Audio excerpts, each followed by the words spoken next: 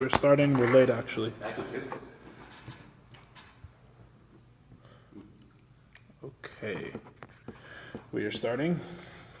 We are on chapter 4. It was a really bad time to take a break for a week actually.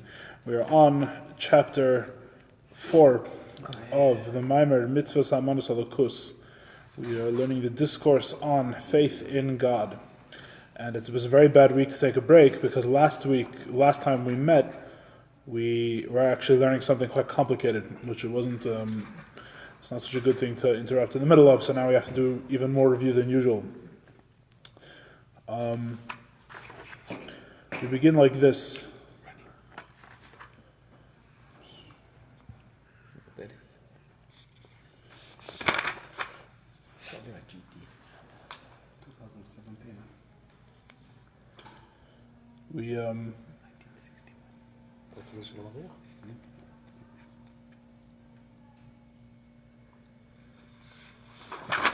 We begin like this. We have the argument of the Rambam and the Maharal disagree about the nature of God. The Rambam says, because God's knowledge and him can't be separate, because God's knowledge and God have to be the same thing, because otherwise it implies a multiplicity in God, it's a contradiction to his unity and his simplicity. Therefore, God must be one with his knowledge, and God knows everything by knowing himself, which is another way of saying, as we've developed in more recent weeks, that God doesn't really know. There's no action of knowing. Right? God is not involved in the action of knowing the world. He's not involved in the action of knowing things outside of himself. God is simply God. And by being God, you automatically know everything. That's what the Rambam says about God. The Maharal disagrees, because the Maharal says that God is above knowing. Even to say that God knows, even in the way that the Rambam says, that God knows everything by knowing himself, that still means ultimately that knowing is part of what it means to be God. And the Maharal says this is unacceptable. This is too much of a definition of God. This is too much of a limitation on God. God is beyond even that. God is beyond knowing. God is completely simple. In fact, we said God is just being, right? That's why his four-letter name is Havaya, because it's a conjugation of the verb to be, Hoveh. God simply is, with no definition whatsoever. So how does he know everything according to the Maharal? With an action of knowing. God does something outside of himself to know. And as we've explained at length over the past couple of weeks, what it turns out is that according to the Maharal's opinion, God's knowledge of things and the things themselves are equally distant from God. In other words, God's knowledge has no particular precedent over everything else, right? To the Rambam, God's knowledge is completely one with God, to the extent you can't even separate between the two ideas. God's knowledge and God are the same thing. To the Maharal, God's knowledge is completely outside of himself. His knowledge is something that he descends to do. His knowledge is a creation just like anything else. As we've said many times, his knowledge of the cup is as close to him as the cup itself. His knowledge is itself a creation. So he said, if his knowledge itself is a creation, why even bother having it, right? You'd think that let him relate to the creation, not through his knowledge.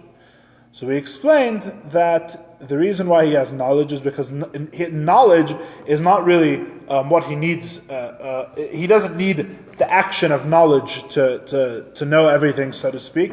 The action or whatever we wouldn't say to know everything, because Maharal wouldn't use that language applying to God. Whatever, I don't want to get confused. What is knowledge according to the Maharal? The knowledge of the world is a process of creating an objective reality outside of himself. The knowledge of the world is something like what's called in Kabbalah a tzimtzum. That his knowing the world means that he allows the thing to exist separate from himself, because as we said, if he didn't know the thing first, but he just created the thing, it would be part of his anoichi, it would be part of his subjective reality. So in order to create an objective reality, he knows the thing before he creates it. The knowing is part of creating an objective reality in which it exists. All this should sound familiar. This is a summary of what we've spoken about before. Isn't outside of God is also inside of God? No, not for our purposes anyway. Maybe later. Maybe later we'll talk about that. He knows and then he chooses. Sorry? He knows and then he chooses. Chooses what? What will be done or what is done? No. But the wisdom itself is wisdom. No, we're not talking about choosing. We're not talking about choosing anything. We're just talking about the nature of knowledge. That's what we're talking about at the moment. So knowledge is according to the Maharal, an action. It's an action that he performs. It's totally separate. It's totally separate from him. That was all until the last time we met. The last time we met, we actually answered the question of our chapter. The question of our chapter is that, granted all the information I just said, granted everything I just said, right? The question on the Maharal is as follows. How does the Maharal answer the question that forced the Rambam to say what the Rambam said, right? Or in other words, how does the Maharal deal with the fact that the knowledge is thus separate from God? How does the Maharal deal with the idea that his knowledge is not one with him? In other words, the Rambam had to say that he is the knower of the knowledge and the known, that he himself is his knowledge, because otherwise there's a multiplicity in God. Right, that's the definition. So the Maharal avoids that. No, Well, the Maharal says that the Maharal avoids that by saying the knowledge is outside of him. But the question is now, so then how does he relate to his knowledge, right? In other words, the question on the Maharal is if the knowledge is separate from him, if the knowledge is a creation like all other creations, so we now return to the original question. So what is his relationship to the creation? How is it that, what does it mean that he knows it then, right? Because if the cup is distant from him, right, the cup we agree is not God. The cup is something outside of God. But his knowledge is also something outside of God, right? We would think that the knowledge would maybe be the way that God relates to the cup. But since the knowledge is outside of God, and the cup is outside of God, and neither one is closer to God, so how does God interact with any of these things? In other words, how do we save the God of the Maharal from being completely separate from all of reality? Right? Because the Maharal, by being so zealous about defining God as absolutely simple, as having no intrinsic knowledge of anything, but God being, he just exists according to the Maharal. So then you've basically removed him from everything, because how can he have a relationship with anything if he's completely simple? If there's no means, there's no common ground with the creation at all. How can he have any relationship with them? You would think maybe through the knowledge, right? Maybe in his knowledge of the creation, that's somewhere where the creation is united with him in his knowing it. You may think. Right, but we've just explained his knowledge is seemingly completely separate from him, just like the creation itself. So how do you have a God who he knows, the knowledge is not in contradiction to his unity, but he's also not separate from the creation. He's also not separate from his knowledge. Because clearly the way we've defined what the Maharal is saying, God is completely shut out from his knowledge, and even more shut out from the world. So beyond that, God is totally not connected to anything. No, the way we can bridge the gap between them. Oh no, so I'm just saying the question. I haven't got to the answer yet.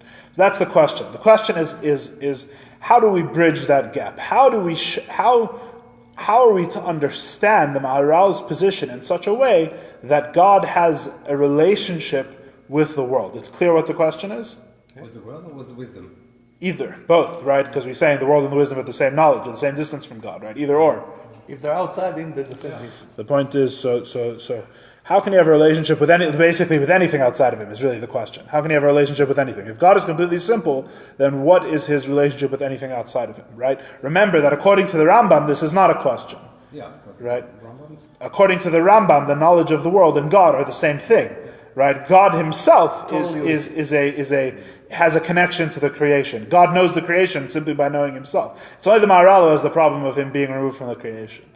Right? So the Maharal is a different problem than the Rambam. The Rambam's problem was how could you bring God so low that to say that God by definition knows things or knows the reality?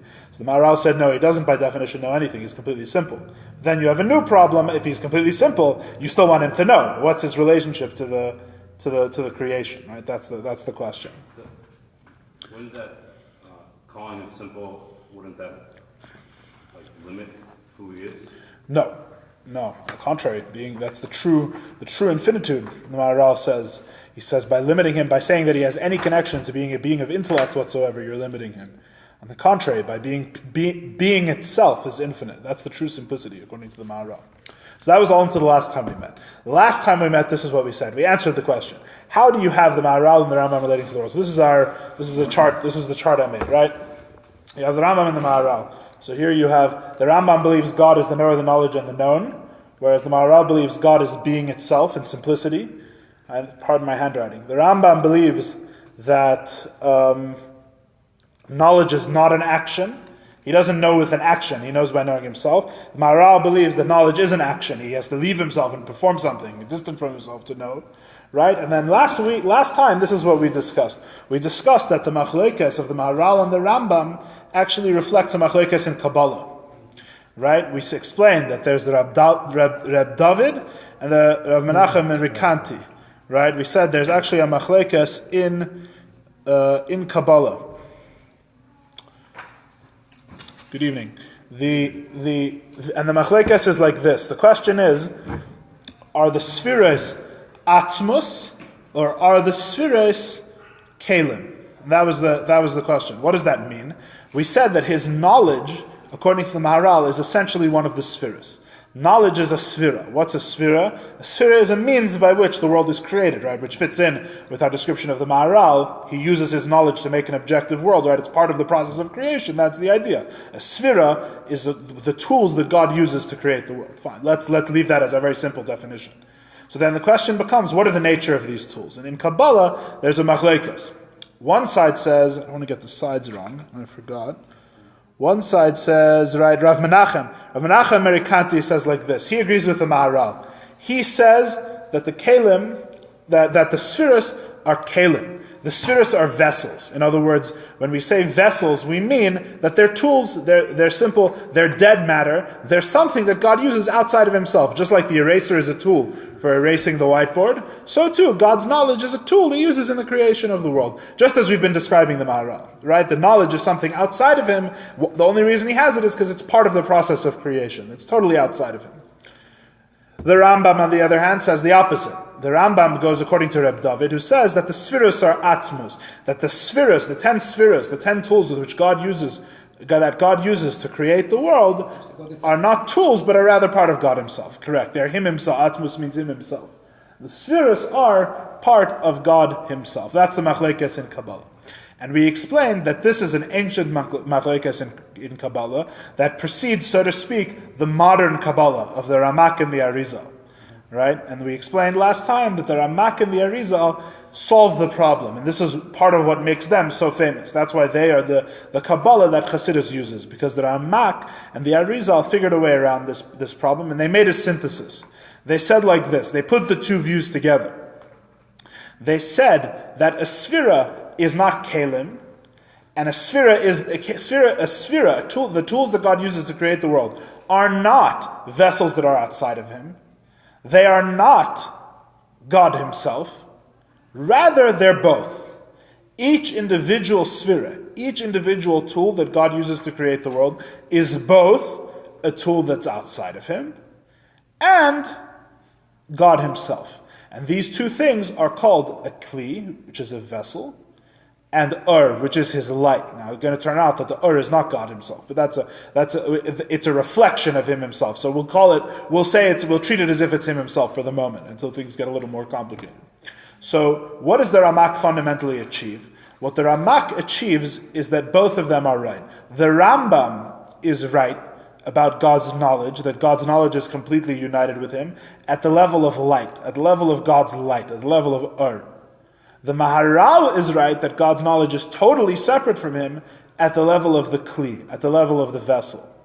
And the thing is that you need both to have God's knowledge. The two together form God's knowledge. As we said before, like the relationship between a body and a soul is the relationship of a vessel to its light.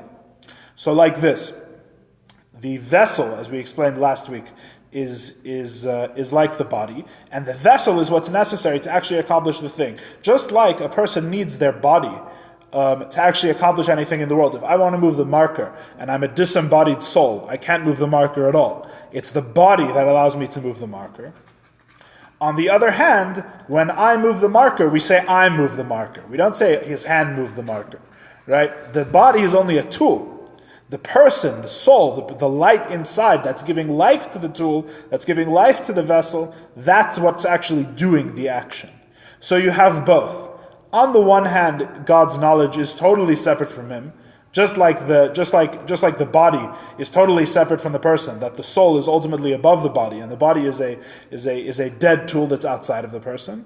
On the other hand, when the body actually accomplishes something, when the tool is used to know, when God uses the tool of his knowledge, we don't say that it's the tool that knows, we say that it's God that knows. And that's the Ramak's solution. The Ramak combines these two opinions. He explains how the Rambam and the Maharal fit together. And this is how God has a relationship with the creation. And what else? So now you solve both questions, right? The Rambam has an issue of God being one. Of God being simple. Pardon me, let's try again. The Rambam has an issue of God being simple. Because the Rambam says that God himself knows the world, right? He's connected to the idea of knowing. God is so low, right, that he even has a direct relationship with the world. He knows the world. The world and him are connected at some level. He has a knowledge of the world.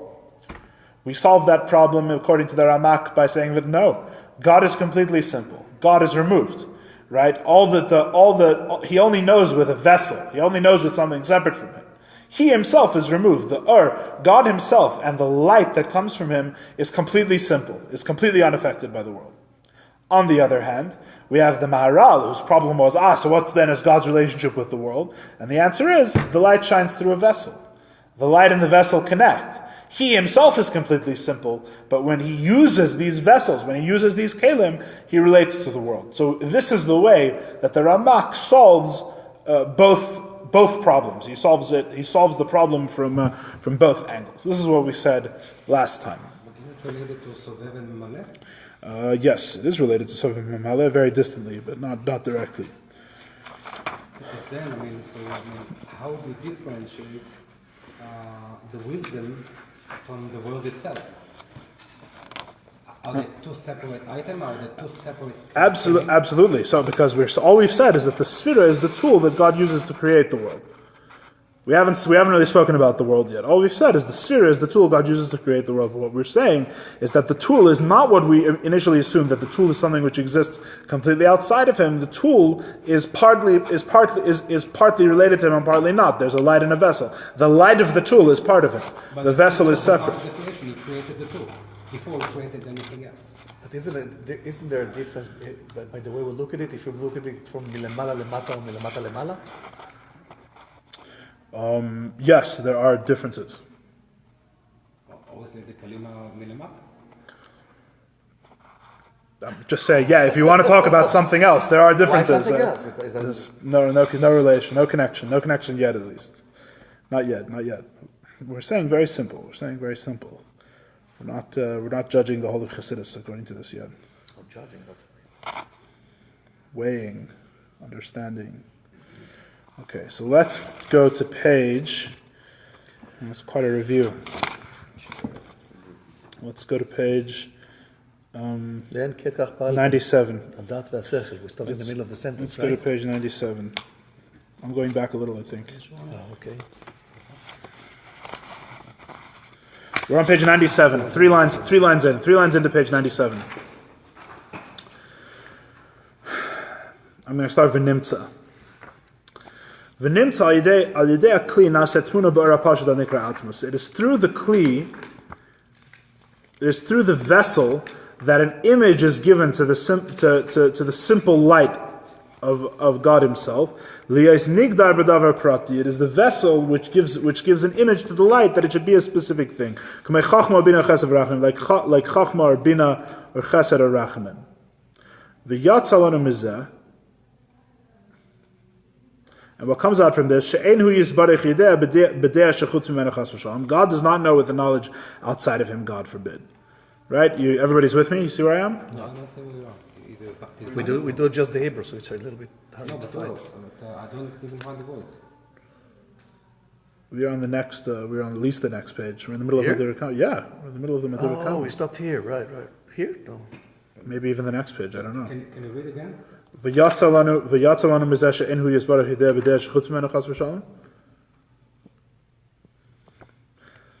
I see. This is the problem. This is the problem why you use only the Hebrew. That's what you get.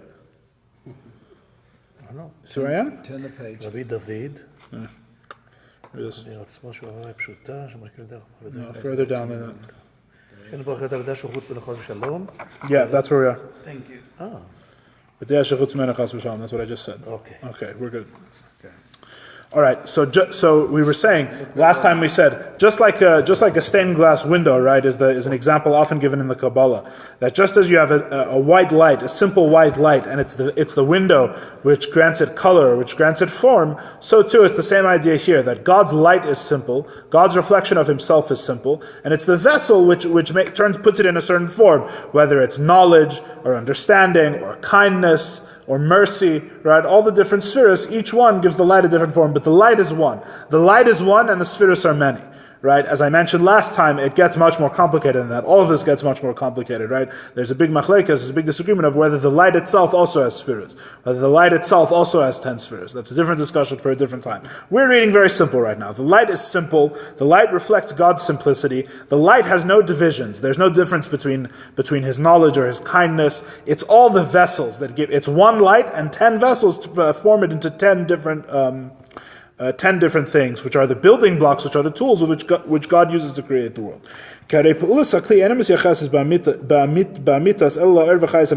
Because the effect of the vessel is not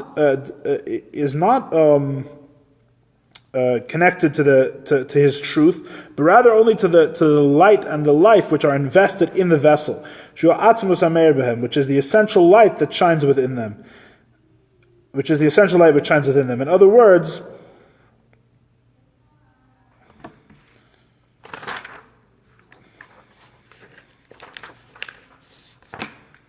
I misread that. The vessel is only truly connected to, is only truly attributed to the light which shines within it. In other words,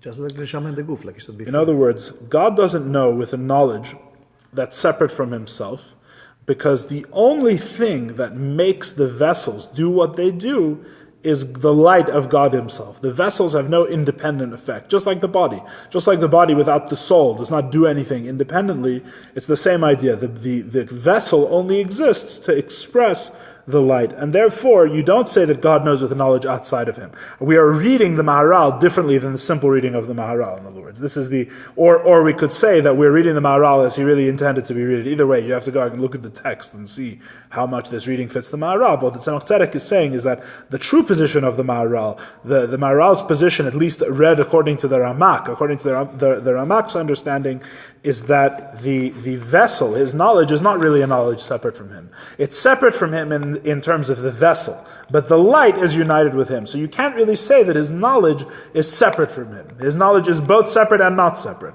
The light is united with him, and the vessel is separate from him. In that source, he brings an example for this. So what is the purpose? I mean, the vessel or the light itself? What do you mean? It's like, what is like more important in the level of wisdom? Neither. They're equally important. They're equally important for our purposes right now. Absolutely. The knowledge is both of them. Just like a person is a soul and a body. A person is not a person if they're just a soul, and a person is not a person if they're just a body. A person is a soul and a body. The sphera is the light and the vessel together. There's no, at the moment anyway, there's no separating. They're both of them. We're discussing like Pesach and Yetziat Mitzrayim. So we were saying, I mean, why was the Kriyat Yam Suf needed? Because I mean, we had the Yetziat Mitzrayim, and we had the Ma'amad Har Sinai, and Yam Suf was like the bridge, I mean, the Memutza. So the question is, the light the Memutza, or the light is part of the... The whole thing is a memutza. The light and the vessel together are the memutza, connecting God to the creation. God creates the creation with a tool called a sphera. The tool called a sphera is comprised, it's not a vessel separate from Him, it's not something that's totally one from Him, it's both. It's light shining in a vessel. The light is one with Him, the light is attached to Him, and the vessel is separate from Him. And together they create the means by which He creates the world. The 10 spheres with which God creates the world. That's all we're saying. The light and the vessel together. The Hevi Shal Mashal Zeh, he brings an example of like this. Just like the life of the soul which is invested in the body, which is also simple in comparison to the body, right? In other words, the soul is relatively simple, right? It turns out that the soul is not really simple. The soul is actually complex, right? The soul has parts, the soul has levels. The soul has different, as explained in Chassidus at great length, the soul has different keiches, right? The ability of the soul to think is not the same as the ability of the soul to hear, right? There's different divisions within the soul. The soul matches the body perfectly, right? Just as the body has many different functions and many different parts, so too the soul really has many different functions and parts. But we're saying that compared to the body, the soul is simple at least, right? It's only an analogy. Compared to the body, the soul is simple. The soul is one. The soul is, so to speak, one light, and so one source, one simple vivifying force in the body, and it shines with a simple light. When it shines in the eye, this gives that light, the life of the soul, expresses itself as sight. When that light shines in the leg, it gains the power of walking. The imkain, change is caused by the vessels, which are the eye and the foot, with the leg. But the action is in truth attributed to the neshama. Right? Again, this is the fundamental point. This is why this is the whole accomplishment of Eris and Kalim. This is the whole idea. This is why this understanding is important. The difference between the actions you attribute to the Keli. Seeing is different than walking because an eye is different than a leg. But who is seeing and who is walking? The person is seeing and walking. The soul is seeing and walking. Right? You don't say that the eye sees by itself or the leg walks by itself. The eye is what makes the seeing, as opposed to a general expression of the soul.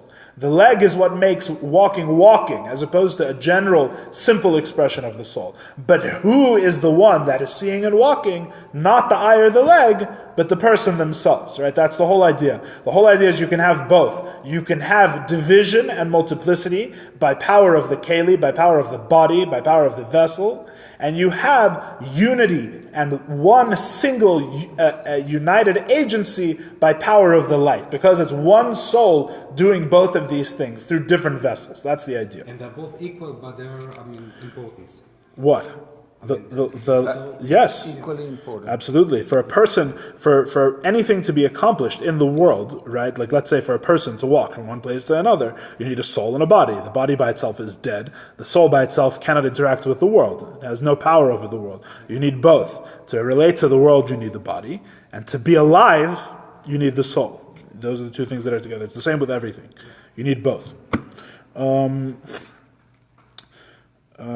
Shu Pasha. So it's really, so it's the simple. So what do you accomplish by having an urna kli, a soul and a body? You have a simple soul, which is not like the world at all, right? The world has no relationship to the soul. The soul isn't a soul that sees. The soul is just a soul, like the Rambam would have it, right? Sorry, like the Maharal would have it. The soul is just a soul. The soul is not a seeing soul. The soul is not a walking soul. It's the body that allows it to see and walk, but the soul's simplicity remains clear. So it remains the same. So you have a simple soul, which is not shaykh, which is not connected, which is not bound by the limitations of the world, that is able to interact with the world through the intervening vessel, through keli, right? Again, as I've mentioned in previous classes, if the question is, but how can the soul relate to how can the relate to the kli, right? It seems we're just moving the question back one. We say that the simple soul can't interact with a complex world, but it can interact with the different vessels. It can interact with the body.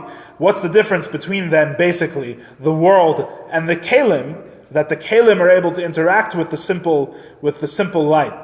But the world, we say, is not shaykh to the simple light. You understand the question? Yeah, but why is he suddenly able to relate to kalim, which have multiplicity? How is the soul? Right? We say that the soul can't pick up the marker because the soul has no connection to physicality. But the soul is invested in a physical body. So what's the difference between the body and anything else in the world that the soul can be invested in and can relate to, but everything else in the world it can't? That's a very good question. That's probably the next thing we're going to deal with. But wait a minute, there's another problem. Yeah. When you say someone knows, does the soul know or does the body knows?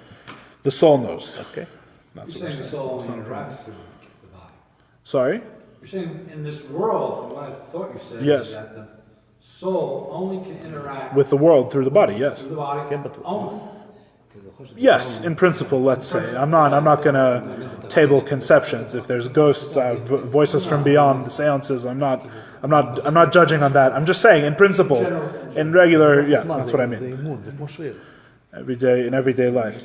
In other words, even if it can, the fact is that the vast majority of people are created and we live for this world when the soul is in the body, right? So in other words, that's the purpose, even if that's not technically maybe always the case, even if it's not, right?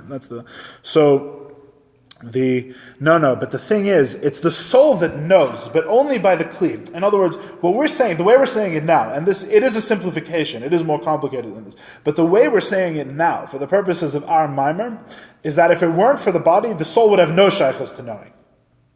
No connection. The soul wouldn't be a knowing soul. The soul would be a pure, simple life force, a pure energy. There's no knowing, no walking, no seeing, no individual kochot whatsoever. It's only the body which makes it that way. That's how we're saying it We now. spoke about ishtalshalut and dilug. Yeah. So the question is, and the example of somebody wants to dance. So initially, nobody knows how to dance, but you teach your leg how to dance. Yeah. And the moment your leg knows how to dance, it goes immediately. You just move and the leg moves. Yeah. So it's all related somehow, and I'm trying to see which is... All of Chassidus is related. I'm sure. That's a mashal for the difference between how Ratzon relates to the Kochos and how the Kochos Pnimim relates to the Kochos. That has nothing to do with what we're talking about directly. Nothing directly, but everything is connected. Okay. We're filling in a different part of the picture. That's not what we're talking about now. So the soul does different things because of the changes that the vessels impose in it. But nevertheless, it is the one that does the action. You understand? That's the point. The emphasis here is on the paradox. The emphasis is that we can have it both ways.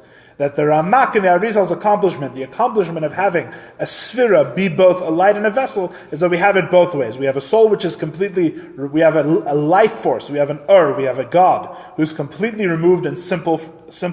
Nevertheless, through vessels, he can interact with the world. We have it both ways. We have basically both the Rambam and the Maharal are right, depending on where you look. Depending on what aspect you're looking at, both the Rambam and the Maharal are right. That's the idea. Yeah, because God is infinite and you need to go through the process of tzimtzum. No, in the the Maharal is right.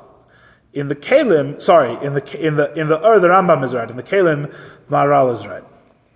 About God, about the nature of God. The kli by itself is nothing. You need to have the light. The light by itself is also nothing, right? That's the point. You need to have the combination of the two. Yes, but the point is that when the Maharal and the Rambam were talking about the nature of God, and one said that God doesn't know himself at all, but his knowledge is completely separate from him, and one said that God himself is the knowledge, they were both right. It just depends on what you're looking at, right? It depends. If you're looking at the of the knowing, right? Then it's true. God's knowledge God's completely simple, and his knowledge is not part of him at all. If you're looking at the kli, or maybe I'm getting that backwards. But if you look at the vessel, it's the other way around. That God's knowledge is completely separate from it, right? It just depends what you're looking at. In other words, the Tzemach Tzedek is essentially saying that each one of them was saying the truth from a certain point of view, right? Like the famous folk tale about the blind man who find the elephant, right? Everybody gets their hand on one part, and they say that's what the whole elephant is, right? The one says the elephant's a rope, and one says it's a wall, because everybody's holding a different part of the elephant.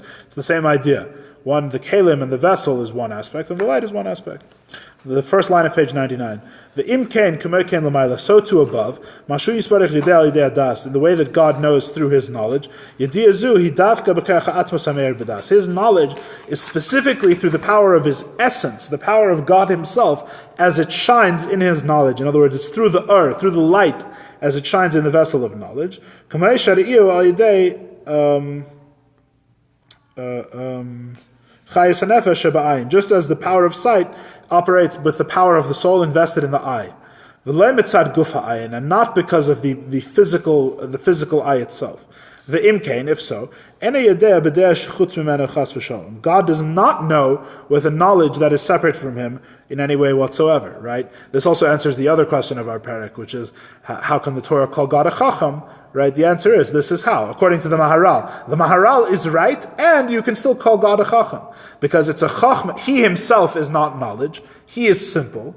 But nevertheless, his does go through the kli, the vessel of knowledge, and so it is he who knows, right? Just as you say that the soul knows by using the physical vessel of the brain, right? So you have it both ways. The Maharal is right, but God is still a chacham. It's not like his knowledge is separate from him. God himself knows, but through a kli. That's the difference. He created that, so It's not because he created it. No, it's not like the world. It's different. It's not just because he created it. God created many things. The spheres are only 10. There's a difference. Not because he created it. It's because he's invested in it. The and the Why does he need kli. a vessel? Pardon? God doesn't need a vessel. God doesn't need anything. Right. Absolutely. God doesn't need to create a knowledge either. He could just create the world, right? I understand, but right. Desire to create the knowledge, I understand, but why does he have to have a vessel? Because The world needs the vessel in order to exist. because God the is infinite. If you don't put a vessel, I mean, where are you gonna? no, the question is not why he created a vessel. The question is why he created knowledge at all. The question is not why he created a vessel. The question is why he created knowledge at all. Why have spheres is really the question. Once you have spheres, it's a question of what the spheres are, and the Ramak explains what the spheres are. They're light in a vessel. Their light in a vessel accomplishes, as we've been explaining, it answers several theological questions about God, right? That the Rambam and the Maharal would both pose. You could answer both of them if his knowledge is not separate from him or one with him, but is rather both, is light in a vessel, right? But why? The question as to why have spheres in the first place, we partially answered before. It has something to do with the process of making an objective world, of making a world that's not totally united with him, but separate from him. So you have to have something called spheres. That's Because of the process of tzimtzum itself. that is the process of tzimtzum, having something Because otherwise, I mean, you cannot. having something that is separate from him is tzimtzum. Eser Sfirot Gnozot also are light in a vessel? I have absolutely no idea. I don't even know what those are.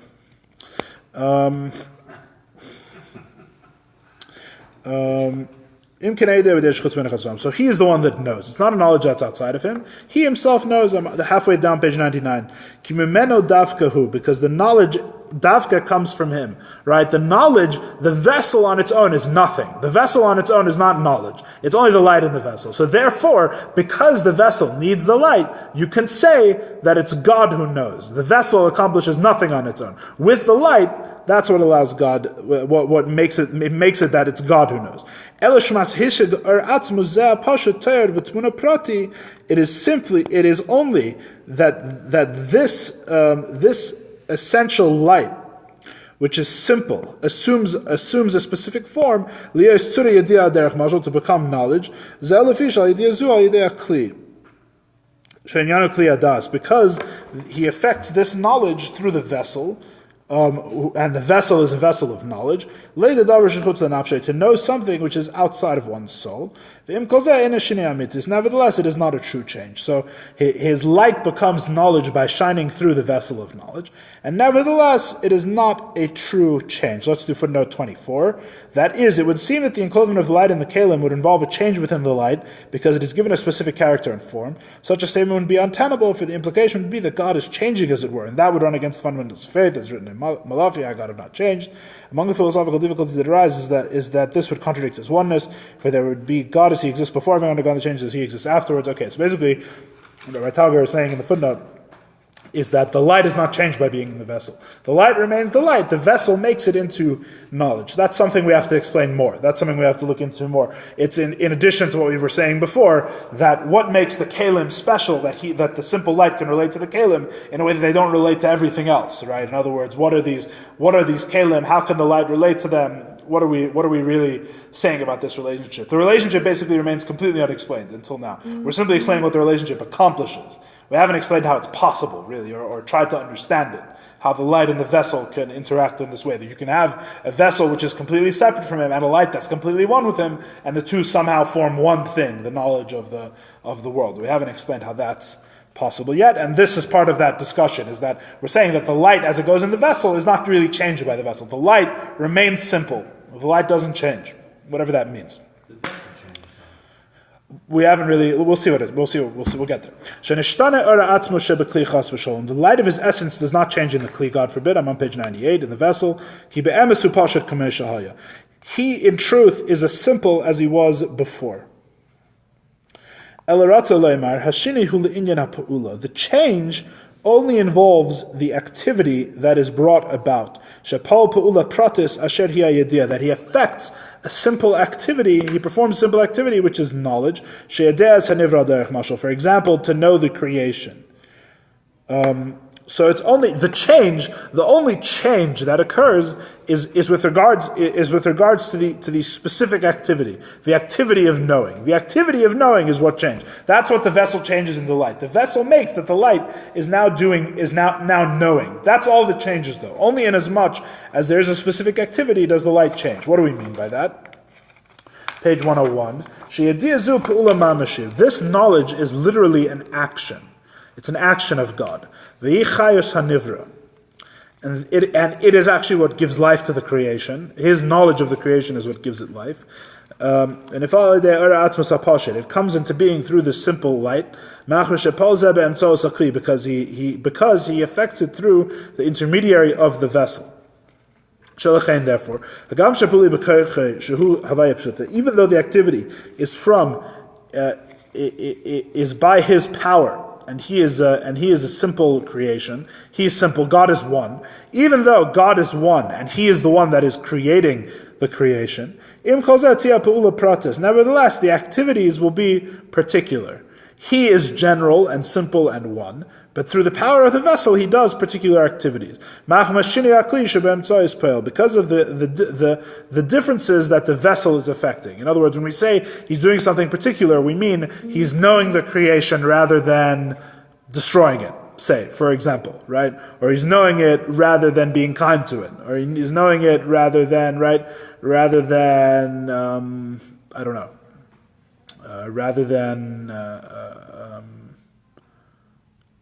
I think knowing and kindness is a good distinction. So He's knowing it rather than being kind to it, right? He's using His knowledge rather than His kindness. It's His simple light. It's His one simple action. It's the kli which makes the difference. Just like in the soul, it's the vessel which makes the difference between the two things. That now He's knowing rather than expressing kindness.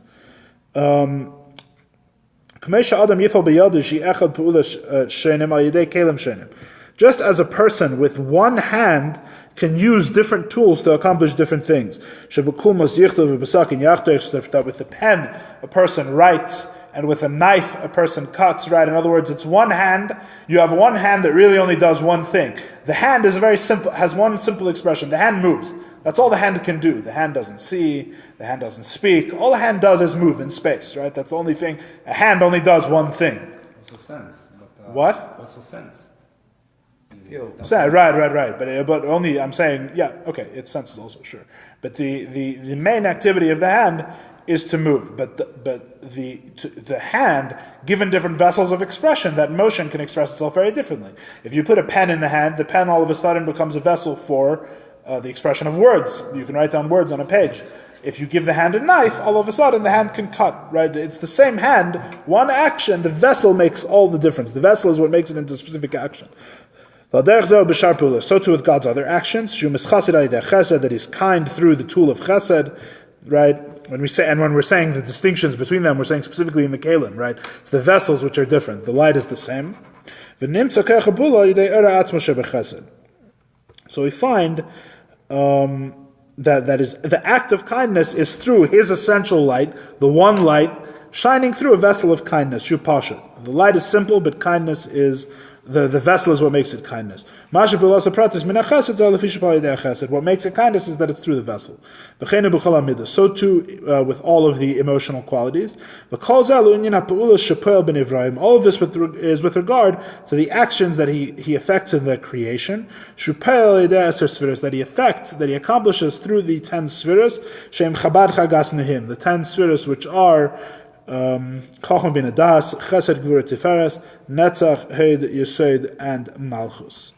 So the 10 spheres all act this way. These are the 10 things that have this behavior, that you have a vessel which gives form and a specific activity to a simple light.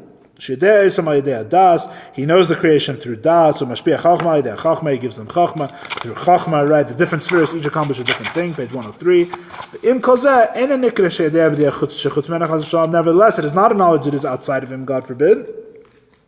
Because everything that he does is with his simple light. So it's him that does it, and what makes each one a different action is the vessel.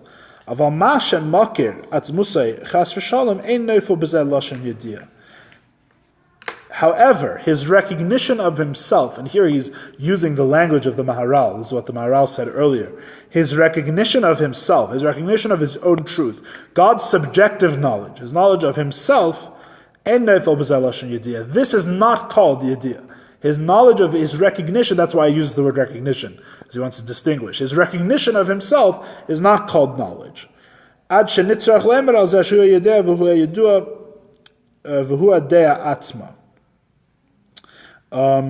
It's not knowledge that we would need to say about it, that he is the knower, the knowledge, and the known, as the Rambam said. In other words, we never get to the point of what the Rambam says. The Rambam says that God does know himself, and he knows it with knowledge, and since he knows himself, right, it must be that the knowledge and him are completely one, right? That's why they can't be separate, right? If he knows himself with a knowledge that's separate from him in any way, or with the power of knowledge, then there's God, the knowledge. You have two different parts, you have two different aspects of God. So the Rambam is forced to conclude that God is the knower, the knowledge, and the known.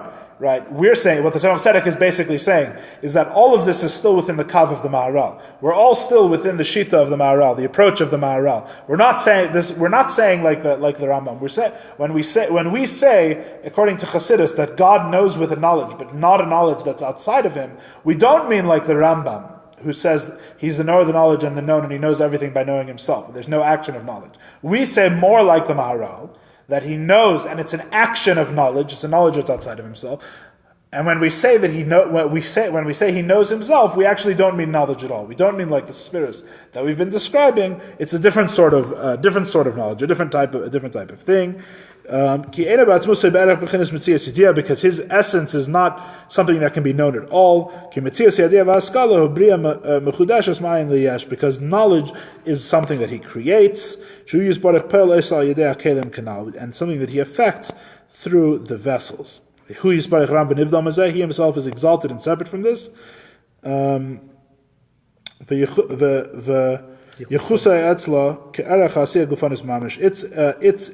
Its relationship to him is like the relationship of actual physical action, literally. So,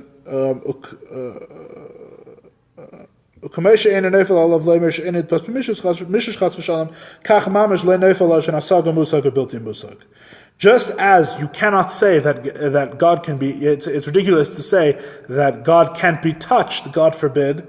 So too, literally, the term knowledge does not apply to him at all. So, in conclusion, what have we just said? We've said we still follow the opinion of we've been saying this is basically Chassidus' opinion. It's really the Kabbalah of the Ramak, but we're explaining it according to the Tzemach Tzedek. And the Kabbalah of the Ramak and the Arizal basically is what the Maharal has been talking about. The Maharal says God is completely simple, and everything that God does is separate from him, including his knowledge. What the Ramak and the Arizal accomplish is that even though it's separate and outside of him, it's still united with him. It's separate but not separate.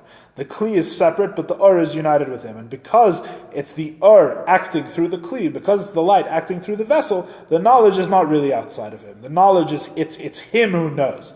Even though the vessel of the knowledge is a creation. It is something which is separate from him, through the power of the Ur and the Kli. That's what he mentioned. Otherwise, how can it be connected? What? It's not like milimata, because how do you see the connection? Because it starts from one point and it continues until it fills the vessel. What do you mean? You're saying that, we have the source of the light. Yes. And we have the vessel, and the light actually fills the vessel. Whatever that means. Yeah, the light and the vessel interact. Yeah, right. Sure. So that's like the source and the destination. And therefore? So it's hard to grasp. Let's say the light is here and the vessel is here, just for argument's sake. Until they meet, there's no knowledge? Huh? No, but they never meet. Until the light. That's why are you thinking of it in those terms at all? It's very no. Okay, 1 second. Let me finish what I was going to say, and then I have to go back and talk about this more. So what was I saying? Fundamentally, we hold the opinion of the Maharal that God is that the knowledge is an action. What the Arizal and the Ramak accomplish is that the action is not an action that's separate from him. You still say God is the one who knows, because the vessel accomplishes nothing without the light. And this last part that we said here is basically explaining that if we were to be talking about God's self-knowledge, that's not really knowledge, right? Whatever God's self-knowledge is something mysterious. God doesn't really have self-knowledge. God just is. There's no. He created something that we call knowledge. As I was saying in a previous week, right? According to the Maharal, God knows everything except Himself, right? The knowledge is a creation for things outside of Himself. Whatever it is that He has to Himself is not knowledge. It's just God. God just is. God just exists. There's no knowledge there at all. We're basically reaffirming here that we're still in the kav of the Maharal. So Tzedek doesn't want us to get confused, because we're saying God's knowledge is not outside of Him. So you might think if we're saying His knowledge is not outside of Him, we've gone back to thinking like the Rambam. So Tzedek saying no. God's knowledge is not outside of Him because it's an a kli. God relates to His knowledge through the light, right? And therefore the knowledge is not really outside of Him. Not like the Rambam is gone, basically, is what we're saying. The Rambam's opinion is only true up to a certain point, which we're going to actually go back and explain later. Knowing is action. What? Knowing is an action, yes. Like So the Maharal says. if God doesn't act, God doesn't know? What? If God doesn't act, God doesn't know? One second. Related to Him. No. When we say it's an action, we mean that it's as distant from Him as the creation of the world, for example. Right? We mean that it's not something, His knowledge is not it's not like by nature of being God you have knowledge. God chooses to create knowledge just as He chooses to create a world. All right. Knowledge is not intrinsic to being God. The Rambam holds that knowledge is intrinsic to being God. By being God, you know everything. The Maharal does not say that. The Maharal says by being God, you're simply God. There's no definition. Nothing is, so to speak, nothing is accomplished by being God. There's nothing, you don't get anything done by being God. Being God is just being God. Yeah, but to get anything done, so to speak, right, including any act of the creation, any emanations, creations, any of these things, is, so to speak, to descend from being God and do something outside of yourself. Right. That's the what wisdom the is something Maharal God says. created, as well as He created other things. He created them in the wisdom. It's just one thing. Yes, more or less. We're going to, as we go further, we're going to see it's really not the same. It's really not the same the way everything is created as the spheres are. And it's obvious that it can't be, right? Because as I've been saying, the light somehow relates to the Kalim the way it doesn't relate to anything else. The simple God somehow relates to something which is not simple. You have the same question, where we are now, you have the same question on the Kalim that you have on the world, fundamentally. Right? We say before, a simple God knows a complex world. That was the question that was posed both to the Rambam and the Maharal. You still have that question on the complex spheres. Right? The Kalim, the vessels of the spheres, are also complex. You've just shifted the question up to the Kalim, up to the spheres, you understand? You shifted the question from the world to the vessels. We haven't explained yet. The world by itself cannot be called a kli, a vessel? No, not like we're talking about. No, not at all. No. There's only 10. There's 10 spheres. 10, as it says in the language of the Kabbalah, 10 and not 9, 10 and not 11. So only 10 kelim? Yes, exactly 10. Exactly 10, No, but I mean, 10 spheres. The kli actually, made itself to the size of the light that it's going to put into it. So there could be, small kelim and big kelim. It really depends for its purpose. No. There's. I'm speaking, I don't know what you've learned. I can't be responsible for what you've learned. I'm speaking very simple. There's only 10 Kalim. The 10 Kalim we're talking about right now are the world of Atzilus. As far as this Maimer is concerned, nothing else. There's no other vessels. There's no other spheres. There's no other Kalim. I can't be responsible for...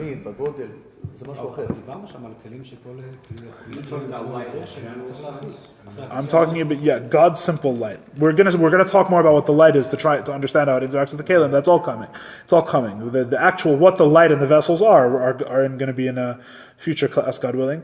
As for the light being here, the vessel being here, and until they meet, there's no knowledge. It's not like that at all.